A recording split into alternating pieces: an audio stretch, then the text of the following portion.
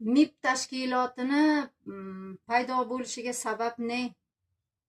Ularning qilayotgan ishi ota bolalarni aliment bilan ta'minlamasa, uy-joy bilan ta'minlanmasa, otaga nisbatan chora ko'radigan tashkilot edi. Hozirgi davrda aliment bilan ham ishi yo'q.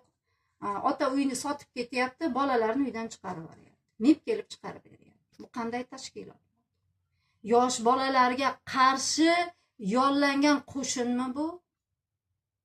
Shunda yoshi katta, o'qimishli, pul topishga yaroqli bo'lgan erkaklar o'zini huquqlarini ikkita yosh boladan himoya qilish uchun advokat yollashyapti.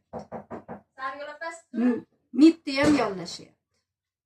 MIB tashkilotining ishi nimadanligini tashkilot rahbarlari o'zlaring bilasizlarmi? Qonun qoidani yolg'on yozsa yolg'onga qarab ketaveradimi? Ijarachi bilan doimiy yashovchini farqiga bormaydigan sudyalar, ijarachi bilan doimiy yashovchini farqiga bormaydigan MIB xodimlari, endi ichki ishlar ko'p bilmadim, xalqqa va o'zining prezidentini qarorini toptashga davlatimizdan oylik olayotgan ishchilar bilan. Prezident va xalq orasidagi MVD, GUVD, RUVD, mana bu oraliqdagi odamlar prezidentning qarorini teskarisini bajarib xalqni qiynaydigan. Rahmat, o'zimizning xalqdan chiqqan bu. Kuchi yetgani yosh bolalar. Bolalar katta bo'lsa o'zi biladi sizlar nima qilishni. Nima qilamiz? Qasoskor xalq tayyorlaymizmi yo o'zlaringni eplab olasizlarmi? Qog'ozbozlikni keltirib chiqarishdan sizlarga ne naf?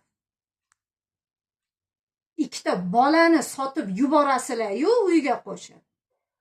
Urib, bo'g'ib, bundan o'zlaring sevinyapsizlar. O'zbekiston xalqini ichida mol-mulkka qo'shib bolalar sotilyapti. Otani, amakilarini qarzini undirish uchun ikkita yosh bola bilan ayoldan kelib so'ralyapti. U sug'urtadan qarzdor, bankdan qarzdor. Berdiyev $19,000 mendan talab qildi.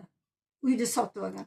U sotyapti qarindoshiga Ahmedovga. U kelib 50,000 ga sotib oldim, 50,000 ni beradi deyapti. Ahmedov ham hech kimga sota olmadi, 150 ta odam keldi. Biz doimiy yashovchimiz dedik, insofi borlari ketdi. Endi Rajapov qarindoshi, mana Berdiyev, Ahmedov, Rajapov bular qarindosh.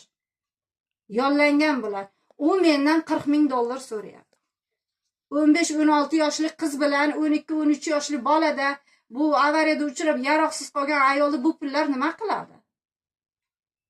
O'zlaringni ahmoq tayyorlashdan boshqa ishlaring yo'q. MVD, GUVD, Yunusobod, RUVD. Nimamish